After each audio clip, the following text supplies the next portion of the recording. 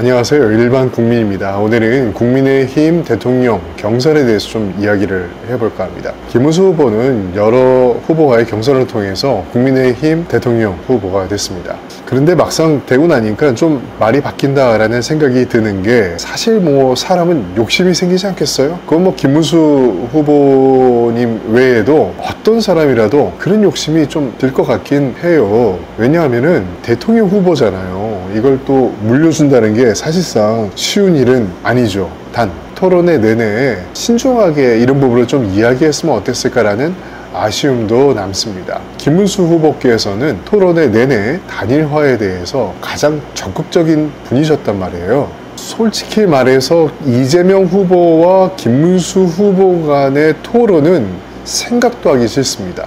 엄청 깨질 거예요. 제가 이런 이야기를 하는 이유가, 한동훈 후보님과 함께 토론회를 했을 때 여러분도 아마 기억하실 겁니다. 눈에 넣어도 아프지 않은 이 말을 계속 반복하셨어요. 계속 하고 또 하고 시간 내내 계속, 한두 번이 아니란 말이야. 계속 했단 말이죠. 토론만 생각하게 된다면은 이재명 후보와는 좀 어렵지 않을까. 저는 사실 토론회를 보면서 한동훈 후보가 국민의힘 후보가 될 거라고 생각을 했어요. 이런 부분을 동네 분들과 함께 좀 이야기를 했더니 아니라고 하시더라고요. 아직 이 정치를 잘 모르는구나. 그래서 그 이유가 뭡니까? 나중에 후보가 통합됐을 때 가장 만만한 사람이 김문수 씨가 아니냐, 뭐 이런 이야기를 했단 말이죠. 김문수 후보께서 들으시면 굉장히 기분이 나쁘실 수 있겠지만 전 그 이야기를 듣고 좀 놀라긴 했습니다.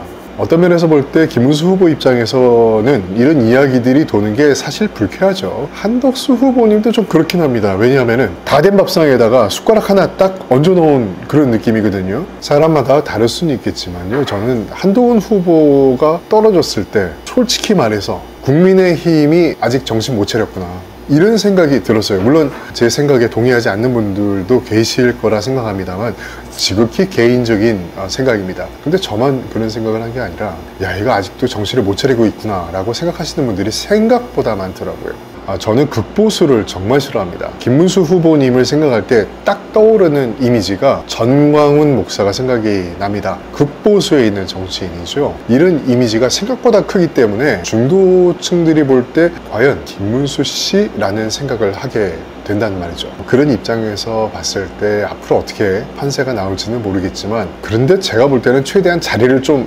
지키려고 할 것 같아요. 어찌됐든 국민의힘 선거에 대해서 아쉬움이 많이 남네요. 지금까지 일반 국민이었습니다.